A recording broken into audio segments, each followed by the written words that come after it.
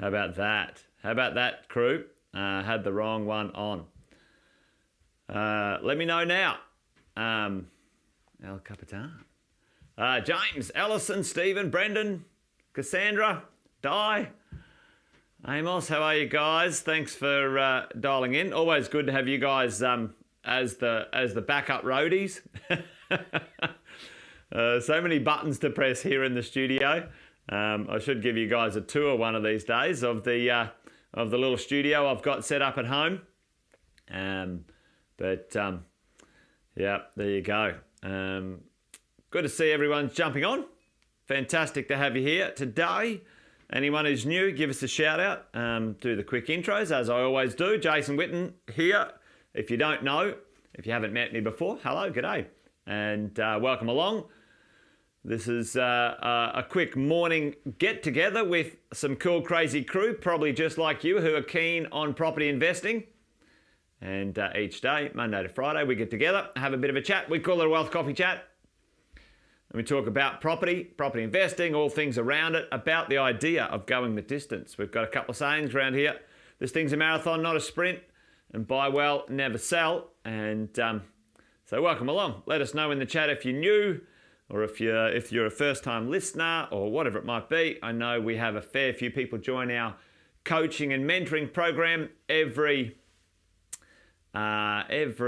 week and every month. So if that's you, say hello and welcome. Today I thought we'd talk about something, the cross-security, cross-securitization, cross-collateralisation, all monies clause. I don't know if you guys have heard of this before, but it's something that we need to be aware of as property investors when it comes to our ability to lend money and borrow. And it's an important one to sort of get our heads around. Is it really a problem? When does it become a problem? When doesn't it become a problem? Sometimes it's useful to use, when is it appropriate? And when do you fight hard not to have your properties, your wealth cross-securitized, cross-collateralized, cross-everythingized as we go? So we're going to chat through that this morning. So quick chat out to Abdul and Stephen and Ross, Danny, Sean. Good morning to you guys. Thanks for joining today. So let's take a little look at what cross-security, cross-collateralize, and all monies concept clause might be when it comes to lending. And I've got myself a little wonderful drawing here as we go along. So the general gist of it is, this is your home. This is usually the process where it happens, your principal place of residence. One day, some point in your life, you wake up and you sort of say, all right, well, hey, listen, I wouldn't mind buying an investment property. We'll call this IP1, IP2, and IP3. You get the idea, you read a book, you listen to a podcast, you hear a live Facebook in the morning or YouTube, whatever it might be, you speak to someone else who's done it, your parents, your friends, whatever it might be, and you think, all right, well, listen, hey, I'd like to become a property investor. The idea, you toddle on down the bank because you've been with the bank for, forever and a day. I don't know, does anyone here still have their Dolomite account? I've still got a Commonwealth Bank Dolomite account that I opened when I can't remember how old I was now, like 10 or 12 years old. Funny story, I actually lost my wallet at a place called Monkey Mia. Anyone know up in Western Australia, many years ago when I was traveling around, lost my wallet. I had to go to a local bank and they said, oh, listen, we've got your signature on file, just do a signature. And I had to try and remember what my signature was from when I was like 10 years old, and I literally couldn't get it right. I couldn't do it. It took me hours to get crack into my bank account. But anyway, I'm getting distracted. James has still got some for the kids. There you go, the old Dolomite account. Anyway, what happens is it's kind of like we don't have a second thought. We've been banking with the CBA. We've been banking with the Commonwealth Bank all of our life. CBA. And so what we do is we go down to the CBA and we say, hey, listen,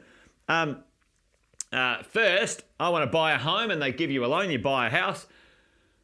I've now got a house. I'm thinking I might want to buy an investment property. Can you lend me some money? And this is usually what happens, team. You might have a property here, and let's just say that this property is worth 600K. You have a loan on this property for 300K. You might have bought it 10 years ago, whatever it is. I'll just paint the picture here before I get into what this cross-securitization, cross-collateralisation is. So you've got a $300,000 mortgage, and the bank says, yeah, no problem. You can buy this investment property, and we're happy to lend you the money. You know, it's very easy, okay? And you or me not knowing that that's not how you do it, you go to the bank and they say, yeah, no problem. You know, you've got a job, you've got some equity. They explain equity. You buy the property, no problems. And what they do is this process called cross-securitization, cross-collateralisation. They use this property and this property bundled together to give you the outcome, okay? Now, on the surface, it doesn't seem to be a problem, right? It doesn't seem to be a problem. And usually what happens is your savings account, let's call this your savings account, is with the CBA as well. So your savings account is with the CBA, your house is with the CBA, and now your investment property is with the CBA. What else would you do? Chuck it in the chat for me right now. This is just regular, normal stuff. What else would you have as a regular person? You've been banking with the CBA all your life. What do you do when you want to get a car? Well, maybe you get a car loan. So the CBA now gives you a car loan. And that's pretty cool. And now, you know, you think, oh, I need to get a credit card. I get a credit card. And now I've got a credit card with the CBA, okay? And this is the situation. This is the lending. This is the finance situation for 99.9% of property investors or people who own property.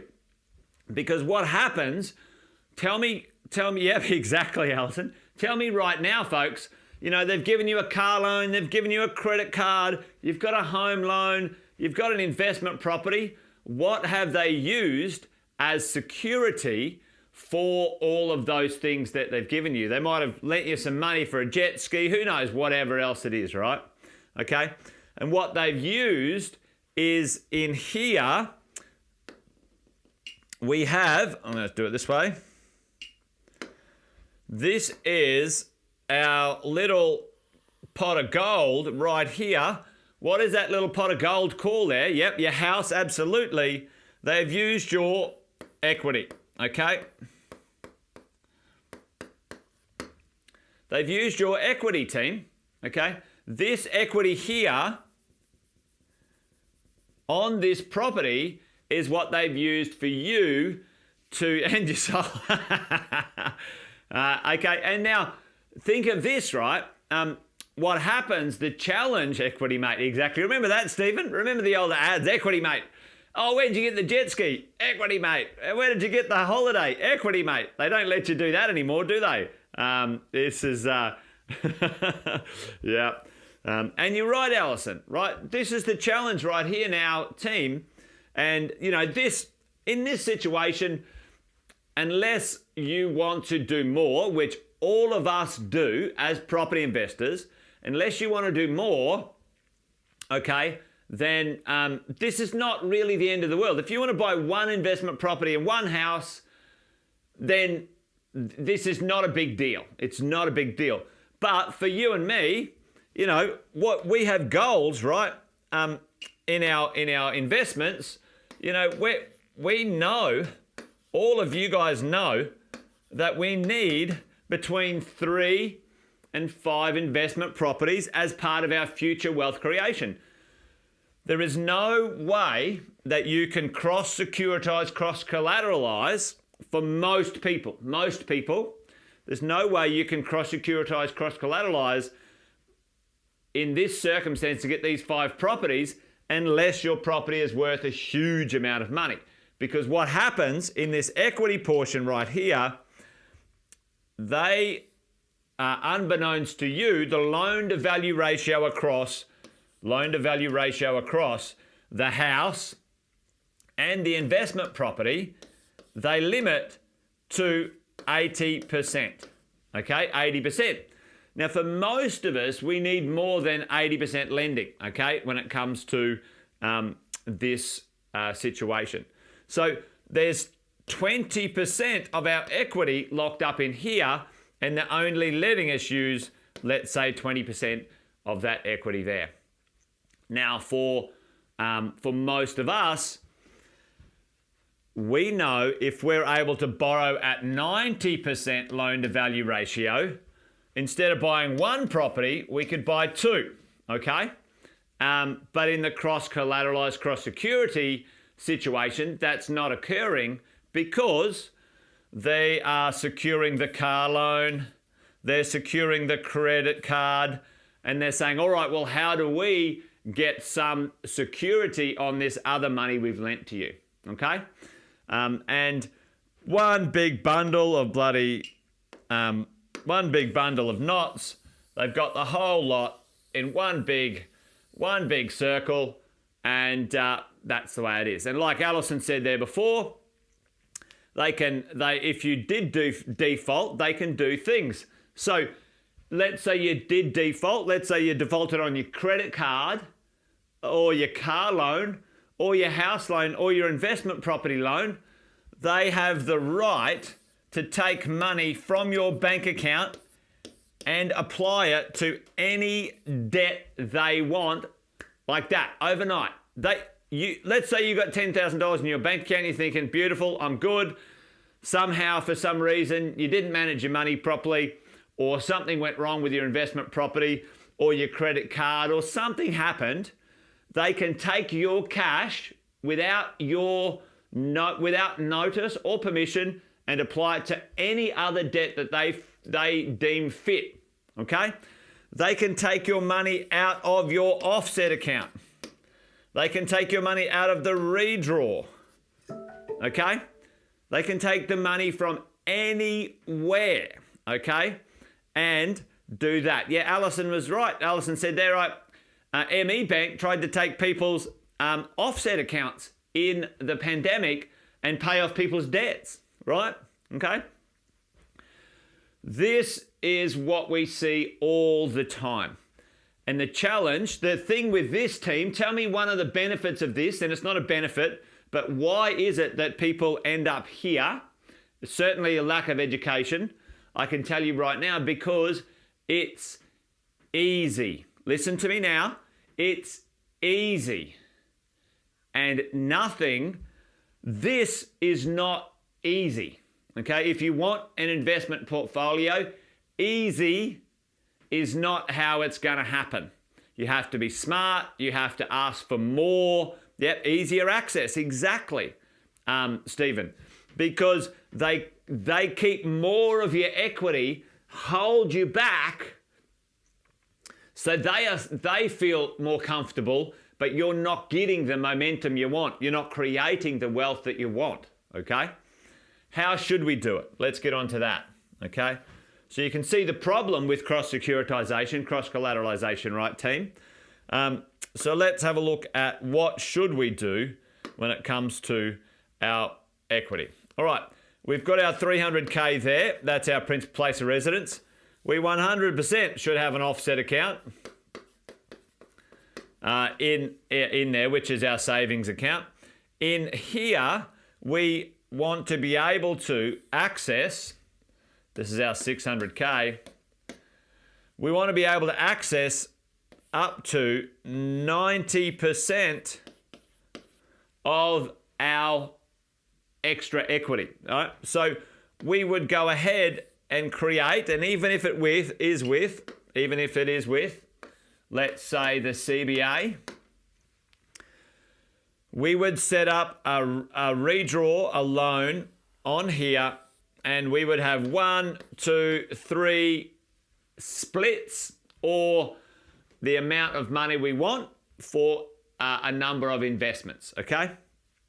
And then what we do, this is all with the CBA team. So this is CBA right here. That's CBA. You have your home loan and your offset account with your savings in it. That's it. That's it. Okay, listening now. All right, so the next part, investment property number 1. I'll do a better colour. IP number 1.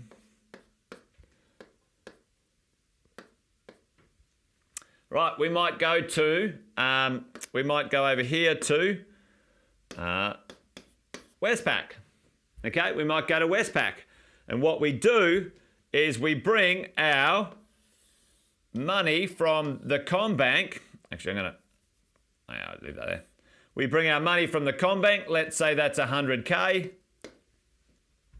We bring our money from the CommBank, from the CBA, and now we lend money only from Westpac, completely separate. Okay, following along?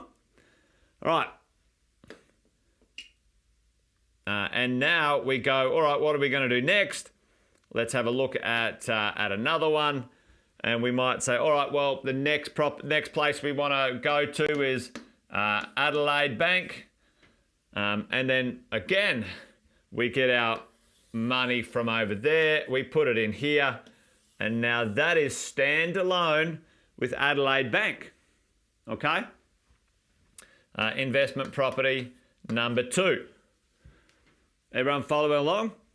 So this is how we keep these things separate as we go along. If you do want a credit card, I don't want you to have one, but if you do want a credit card, you can have those, a credit card, you can go get it from, go get it from someone else. Go get it from ANZ. Go get your credit card from ANZ, completely outside of the system. One of the biggest challenges I see is business owners over here talk about, property investing and doing something different is quite risky. But if you're a business owner listening in right now, and let's say I just rub these ones off just for argument's sake.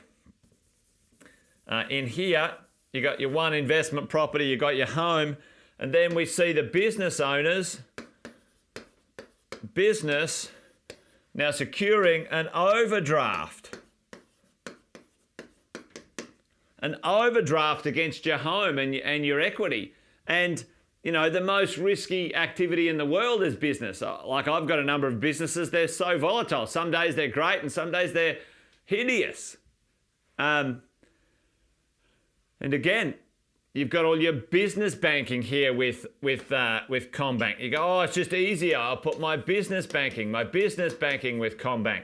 So Commonwealth Bank literally can reach into your business account, and pay off your personal debts. Imagine you were with other partners and stuff like that. I've seen it happen, all right, as we go. So team, here's what it should look like.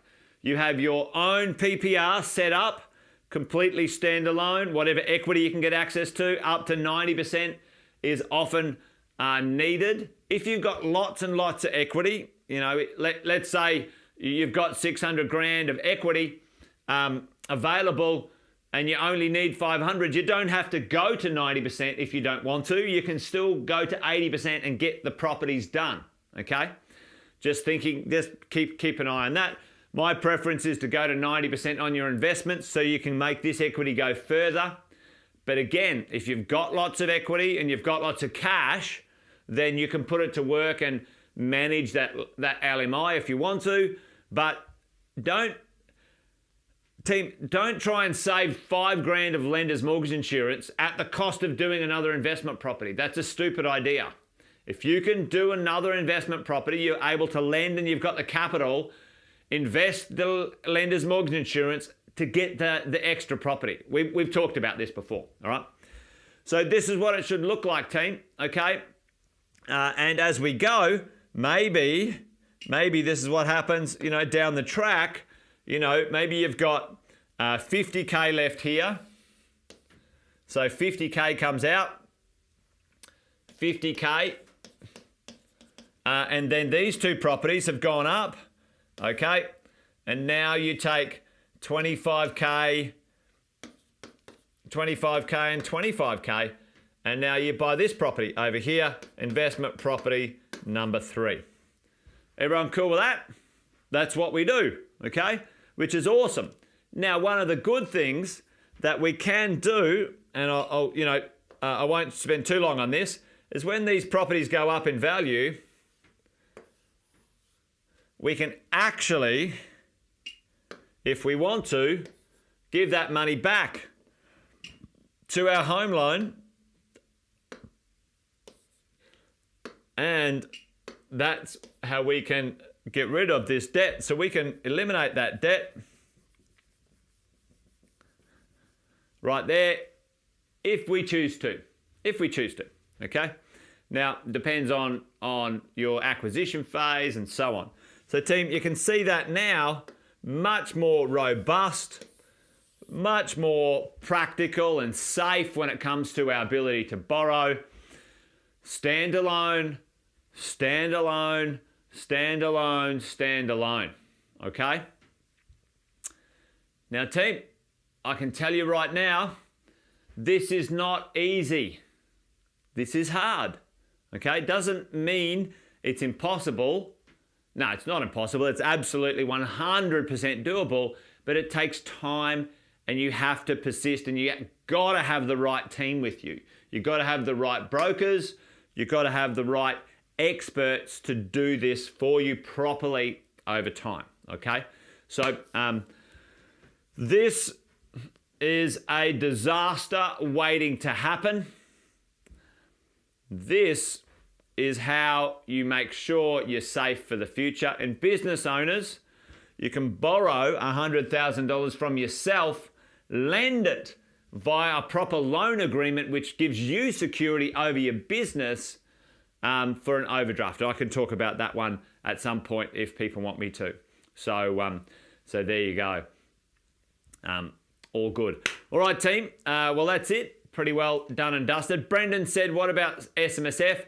Brendan, you can do the same for SMSF. The lending choices are less. Like there's not as many choices for a self-managed super loan.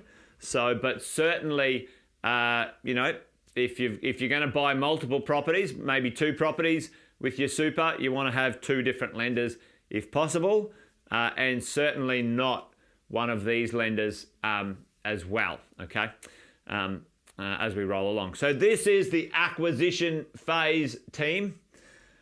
You wouldn't into the future. Yeah, Shelley, absolutely, mate. That's the best way to do it. Create a loan agreement. And if anyone wants me to do that, give me a shout out. I can do that next time on one of the Wealth Coffee chats as we go. All right, team, that's it. Wealth Coffee chat done and dusted.